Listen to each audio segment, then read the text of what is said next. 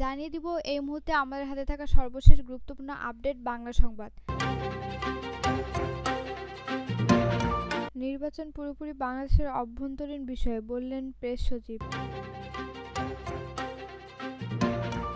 সংবিধানের 4 মূলনীতি পরিবর্তনের বিপক্ষে সিপিবি চায় সংখ্যানুপাতিক প্রতিনিধিত্ব। 14 দল ও জাতীয় পার্টিকে নিষিদ্ধের দাবি জুলাই ঐক্যর। এবার জাতীয় যুবশক্তি নামে যুব সংগঠন আনছে এনসিপি। ফেসবুকে বাকের মজুমদারের হুমকি, তোরা যারা রাজাকার সময় থাকতে বাংলা ছাড়। জামায়াতের নিবন্ধন ও প্রতীক আপিল শুনানি বুধবার পর্যন্ত মুলতবি। আবু সাইদ মুগ্ধের ভিতরে জাফরুল্লাহ চৌধুরী ছিলেন বললেন হাসনাত কাইয়ুম। শুনছিলেন সংবাদ শিরোনাম, এখন বিস্তারিত। তবে তার আগে অনুরোধ থাকবে ভিডিওটিতে অবশ্যই লাইক এবং কমেন্ট করে জানিয়ে দিন আজকের এই ভিডিও সম্পর্কে আপনার মূল্যবান মতামত। আর অবশ্যই এই ভিডিওটি আপনার ফেসবুক সোশ্যাল মিডিয়ায় শেয়ার দিয়ে ছড়িয়ে দিন আর জানিয়ে দিন আপনি কোথা থেকে বা কোন জেলা থেকে দেখছেন বা শুনছেন। অনুরোধ থাকবে আপনি যদি আমাদের এই চ্যানেলে নতুন হয়ে থাকেন তাহলে অবশ্যই চ্যানেলটি সাবস্ক্রাইব করে পরবর্তী আপডেট সংবাদ পেতে চোখ রাখুন আজকের বাংলা খবরে। প্রধান উপদেষ্টার প্রেস সচিব শফিকুর আলম বলেছেন, জাতীয় নির্বাচন অনুষ্ঠানের বিষয়টি পুরোপুরি বাংলাদেশের অভ্যন্তরীণ ব্যাপার। আমরা সবাইকে আহ্বান জানাই, নির্বাচন সংক্রান্ত বিষয়ে আমাদের জনগণের সার্বভৌম ইচ্ছার প্রতি যেন সবাই শ্রদ্ধা দেখায়। আওয়ামী লীগের কার্যক্রম নিষিদ্ধের ব্যাপারে ভারতের প্রতিক্রিয়ার বিষয়ে জানাতে গিয়ে তিনি বাসসকে বললেন, আওয়ামী লীগ কর্তৃক সংগঠিত মানবতা বিরোধী অপরাধের কারণ সৃষ্ট ক্ষত এখনও তরতাজা। শফিকুর আলম বলেন, আমরা প্রত্যক্ষ করছি কিভাবে আওয়ামী লীগ আমাদের গণতান্ত্রিক কাঠামো সম্পূর্ণরূপে ধ্বংস করেছে, আমাদের রাজনৈতিক পরিসর মারাত্মকভাবে সংকুচিত করেছে এবং তাদের 15 বছরের স্বৈরাচারী ও লুটপাটের শাসনামলে বাংলাদেশের সার্বভৌমত্বকে আপোসের দিকে ঠেলে দেওয়া হয়েছে। তিনি বলেন, জাতীয় নিরাপত্তা ও সার্বভৌমত্ব রক্ষা, জুলাই আন্দোলনের কর্মীদের নিরাপত্তা নিশ্চিত এবং আন্তর্জাতিক অপরাধ ট্রাইব্যুনালের বাদী ও সাক্ষীদের সুরক্ষার জন্য আওয়ামী লীগের কার্যক্রম নিষিদ্ধ করা প্রয়োজন। নির্বাচন প্রসঙ্গে প্রেস সচিব বললেন, আমরা স্মরণ করি কিভাবে আওয়ামী লীগ বরাবর প্রহসনমূলক নির্বাচনের আশ্রয় নিয়েছে এবং আমাদের নির্বাচন প্রক্রিয়া ও প্রতিষ্ঠানগুলো অপূরণীয় ক্ষতি করেছে। তিনি বলেন, অন্তর্বর্তী সরকার দেশের গণতান্ত্রিক ব্যবস্থা পুনর্গঠনের জন্য একটি সংস্কার প্রক্রিয়ায় নিয়োজিত রয়েছে।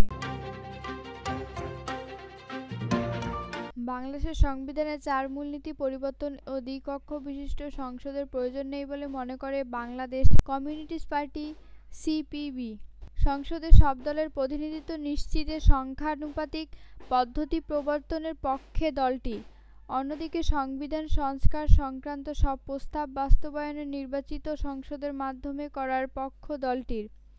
আজ মঙ্গলবার জাতীয় সংসদে এলডি হলে জাতীয় ঐক্যমত্য কমিশনের সঙ্গে সংলাপে অংশ নিয়ে এসব কথা দলটির পক্ষ থেকে বলা হয়।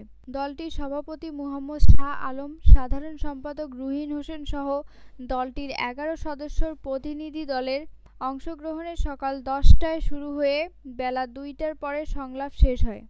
সিপিবি মঙ্গলবারের সংলাপে সংবিধান, নির্বাচন ব্যবস্থা ও দুর্নীতি দমন সংস্কার কমিশনের প্রস্তাব নিয়ে আলোচনা করে। বাকি বিচার বিভাগ ও জনপ্রশাসন সংস্কার কমিশনের প্রস্তাব নিয়ে মুলতবি বৈঠকে আলোচনা হবে। সংবিধান সংস্কার কমিশনের অনেক প্রস্তাব নিয়ে সিপিবি ঘোরতর দ্বিমত জানিয়েছেন বলে জানান রুহিন হোসেন প্রিন্স। তিনি বলেন, ওনাদের প্রস্তাবনা মনে হয়েছে এটা যেন 71-এর অনেক সময় 24-এর দিয়ে রিপ্লেস করা হচ্ছে। আমরা বলছি এটা যথেষ্ট না। মুক্তিযুদ্ধের চেতনা যেমন থাকবে, অবশ্যই 24-এর গণ অভ্যুত্থানের আকাঙ্ক্ষাও থাকবে। আমাদের 72-এর সংবিধানের কতগুলো অসম্পূর্ণতা আছে তা দূর করতে হবে। এটা পুনর্লিখিত বা অন্য কিছুর প্রয়োজন নেই। 4 মূল নীতিকে অব্যাহত রেখে কাজগুলো করে এগিয়ে যেতে হবে। আওয়ামী লীগ শাসনামলের সহযোগী 14 দলীয় জোট এবং জাতীয় পার্টির নিবন্ধন বাতিল ও স্থায়ীভাবে নিষিদ্ধ করার দাবি জানিয়েছে জুলাই ঐক্য। আজ মঙ্গলবার ঢাকা বিশ্ববিদ্যালয়ের মধুর ক্যান্টিনে জাতীয় সংবাদ সম্মেলনে এ দাবি জানায় রাজনৈতিক প্ল্যাটফর্ম জুলাই ঐক্য। সংগঠনের অন্যতম সংগঠক মুকাদ্দেস ইবনে আলী লিখিত বক্তব্যে বলেন, এই রাজনৈতিক শক্তিগুলোকে জবাবদিহির বাহিরে রাখা যায় না। আমরা তাদের নিবন্ধন বাতিল, আনুষ্ঠানিক নিষেধাজ্ঞা আরোপ এবং বিচার প্রক্রিয়া শুরুর জোর দাবি জানাচ্ছি। তিনি আরও বলেন, অন্তর্বর্তী সরকারের দেওয়া প্রতিশ্রুতি এখনও বাস্তবায়িত হয়নি। আমরা আগামী ৩০ কর্মদিবসের মধ্যে জুলাই বিপ্লব ঘোষণাপত্র আনুষ্ঠানিকভাবে ঘোষণার দাবি জানাচ্ছি। অন্যথায় আমরা শিক্ষার্থী ও সাধারণ জনগণকে সঙ্গে নিয়ে আরও কঠোর কর্মসূচি ঘোষণার পথে এগিয়ে যাব। সংবাদ সম্মেলনে আওয়ামী লীগও স্থায়ীভাবে নিষিদ্ধ করার এবং দলটির রাজনৈতিক নিবন্ধন বাতিলের দাবি জানায় জুলাই ঐক্য। এছাড়া আওয়ামী লীগের সব রাজনৈতিক, সামাজিক ও সাংস্কৃতিক অঙ্গ সংগঠনও নিষিদ্ধ করার দাবি জানানো হয়। জাতীয় নাগরিক পার্টির এনসিপি যুব সংগঠক জাতীয় যুবশক্তি আগামী শুক্রবার আত্মপ্রকাশ করতে যাচ্ছে বলে জানিয়েছেন সংগঠকের সঙ্গে থাকা সংশ্লিষ্ট ব্যক্তিরা। আজ মঙ্গলবার রাজধানী বাংলা মোটরে এনসিপির সহযোগী সংগঠক যুব উইংয়ের আত্মপ্রকাশ উপলক্ষে আয়োজিত এক সংবাদ সম্মেলনে একথা জানান এনসিপির মুখ্য সমন্বয়ক নাসিরউদ্দিন পাটোয়ারি বলেন, আগামী শুক্রবার ১৬ই মে বেলা ৩টায় গুলিস্তানের শহীদ আবরার হামাদ অ্যাভিনিউয়ে একটি বড় প্রোগ্রামের মধ্যে দিয়ে জাতীয় যুবশক্তি বড় আকারে বাংলাদেশের মানুষের সামনে হাজির হবে। নাসিরউদ্দিন আরও বলেন, গণ অভ্যুত্থানে তরুণদের বড় একটা অংশগ্রহণ ছিল। আমরা দল ঘোষণার পর তরুণদের ঐক্যবদ্ধ করার জন্য কাজ শুরু করি। আমরা ৬৪ জেলার প্রত্যেকটি জায়গার মানুষের সঙ্গে কথা বলেছি, ফিল্ডে গিয়েছি, ডেটা সার্ভে করেছি। বাংলাদেশকে একটি বড় জায়গায় নিয়ে যাওয়ার জন্য নতুন যুব সংগঠন কীভাবে আত্মপ্রকাশ করতে পারি সে বিষয়ে গত ২ মাস পরিশ্রম করার পর আমরা একটি পর্যায়ে এসেছি। সময় থাকতে রাজাকারদের বাংলা ছাড়ার হুঁশিয়ার দিয়েছেন বাংলাদেশ গণতান্ত্রিক ছাত্র সংসদের কেন্দ্রীয় কমিটির আহ্বায়ক আবু বাকের মজুমদার। আজ সোমবার এক ফেসবুক পোস্টে তিনি এ হুঁশিয়ার দেন। ওই পোস্টে বাকের বলেন, তোরা যারা রাজাকার, সময় থাকতে বাংলা ছাড়। লাখো শহীদদের রক্তের কেনা, দেশটা কারো বাপের না। গোলাম আজম তুই রাজাকার, বাংলা কি তোর বাপদাদার? এই পোস্টের পরপরই আরেকটি পোস্ট দেন বাকের।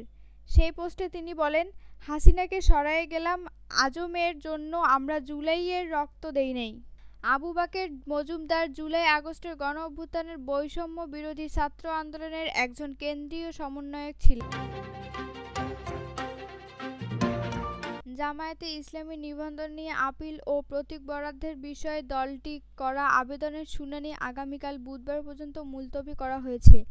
আজ মঙ্গলবার প্রধান বিচারপতি সৈয়দ ফেরাদ আহমেদের নেতৃত্বাধীন ৪ সদস্য আপিল বিভাগের শুনানি আগামীকাল পর্যন্ত মুলতবি করা হবে। জামায়াতের পক্ষে শুনানি করেন এহসান আব্দুল্লাহ সিদ্দিক, সঙ্গে ছিলেন মুহাম্মদ শিবির মনির, আর নির্বাচন কমিশনের পক্ষে ছিলেন আইনজীবী তৌহিদুল ইসলাম। ২০০৮ সালের ৪ নভেম্বর জামায়াতে ইসলামীকে নিবন্ধন দেওয়া হয়। পরের বছর তরিকত ফেডারেশনের তৎকালীন সেক্রেটারি জেনারেল সৈয়দ রেজাউল হক চাঁদপুরী সহ কয়েকজন জামায়াতের নিবন্ধনের বৈধতা চ্যালেঞ্জ করে রিট করেন। ওই রিটের পরিপ্রেক্ষিতে ২০১৩ সালের ১ আগস্ট জামায়াতকে দেওয়া নির্বাচন কমিশনের নিবন্ধন সংখ্যাগরিষ্ঠ মতের ভিত্তিতে অবৈধ বলে রায় দেন হাইকোর্টের বৃহত্তর বেঞ্চ। একই সঙ্গে আদালত জামায়াতে ইসলামীকে আপিল করারও অনুমোদন দিয়ে সার্টিফিকেট দেন। হাইকোর্টের পূর্ণাঙ্গ রায় প্রকাশিত হলে জামায়াতে ইসলামী আপিল করে।